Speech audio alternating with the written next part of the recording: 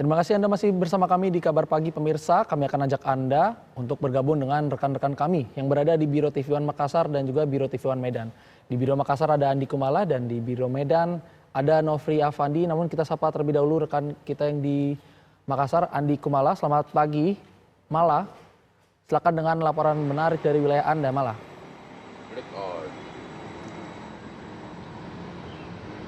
Selamat pagi Faris, dari Biro Makassar kita awali kabar dari Kota Makassar, Sulawesi Selatan di mana kasus kebakaran 2 truk dan 1 mobil pada 7 Juni lalu akhirnya terungkap.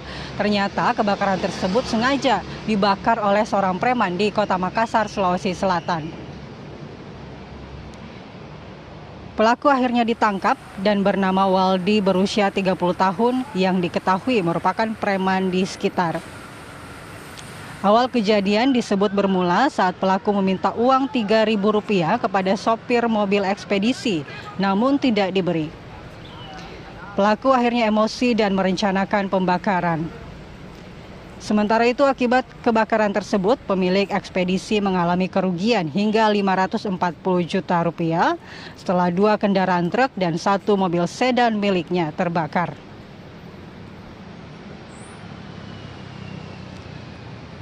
Dari Makassar kita beralih ke Kabupaten Luwu. Siswa sekolah dasar di Desa Baroa, Kecamatan Bua, Kabupaten Luwu, Sulawesi Selatan nekat menyeberangi sungai dengan menggunakan gabus styrofoam. Kondisi ini telah berlangsung selama sebulan karena jembatan yang biasanya digunakan hancur diterjang banjir.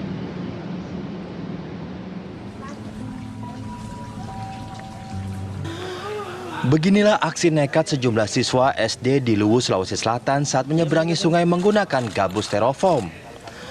Mengandalkan sutas tali sebagai pegangan, para siswa ini mengayuh perahu gabus yang mereka gunakan untuk menyeberangi sungai dari dan menuju sekolah.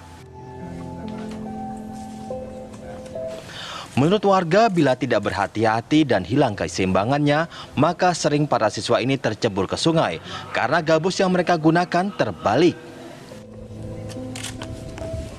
Kurang memungkinkan, Pak. Biasa kan juga terbalik itu kan.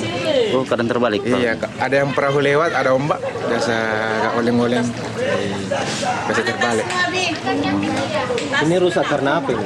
Karena banjir, bikinkan jembatan. Oh, mau dibuatkan jembatan. Iya, supaya ada lewatan anak sekolah. Ada berapa banyak Pak warga?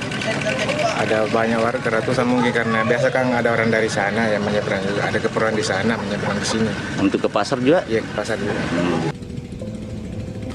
Rusaknya jembatan juga dikhawatirkan oleh guru-guru yang mengajar para siswa karena sejumlah siswa akhirnya terlambat hadir, bahkan tak urung mereka tidak sekolah karena pakaian basah tercebur ke sungai.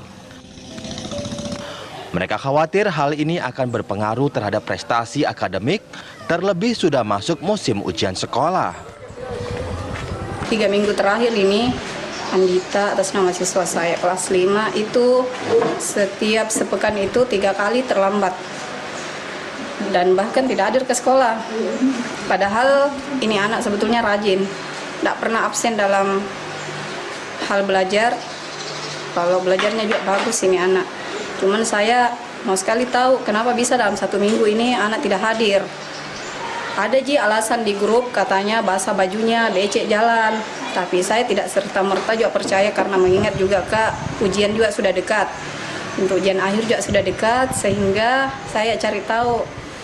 Telepon mamanya, kenapa bisa Andita tidak hadir sampai 3 kali dalam sepekan. Sudah dia bilang mamanya, mohon maaf Bu, jalan becek. Saya masih cari tahu kenapa bisa jalan becek. Kemarin tidak hujan Bu, masih becek ke jalan. Dia bilang iya Bu, basah juga bajunya. Warga dan guru berharap agar jembatan yang rusak bisa segera diperbaiki, agar aktivitas kegiatan sekolah dan warga bisa berlangsung normal kembali. Karena jembatan ini tiap harinya digunakan oleh ratusan orang.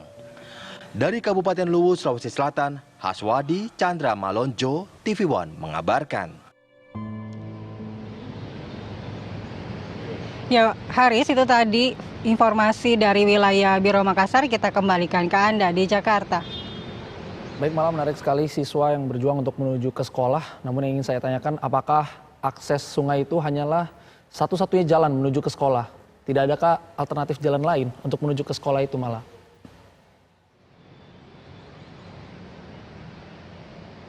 Ya, betul sekali Faris. Memang aksi nekat para siswa sekolah dasar ini dilakukan karena jalur tersebut memang merupakan satu-satunya akses menuju ke sekolah yang dulunya menggunakan jembatan, namun jembatan tersebut hancur diterjang banjir.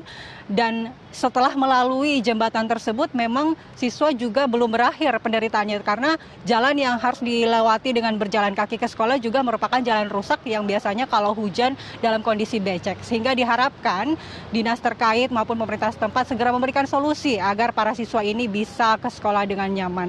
Begitu Faris. Apakah sudah ada bentuk bantuan ataupun tindak lanjutnya dari pemerintah setempat? Tadi kan Anda jelaskan pemerintah sudah memantau juga situasi seperti itu di sungai tempat siswa untuk menyeberang ke sekolah.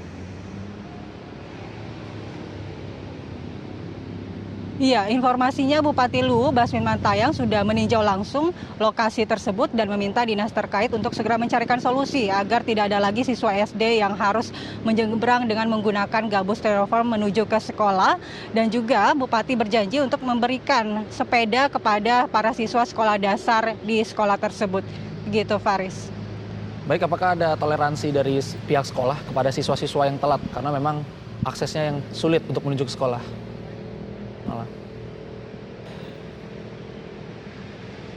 Iya, pihak sekolah hingga saat ini sudah memahami kondisi tersebut, namun mereka khawatir jika kondisi ini terus terjadi, para siswa mereka harus terlambat menerima pelajaran di sekolah karena harus melalui atau menyeberang sungai dengan menggunakan gabus styrofoam yang tentunya memakan waktu yang cukup lama. Begitu Faris. Sementara untuk warga setempat tidak bisa membantu para siswa dengan menggunakan perahu karena perahu yang biasanya digunakan untuk menyeberang itu digunakan untuk melaut pada jam-jam tersebut. Begitu Faris. Kita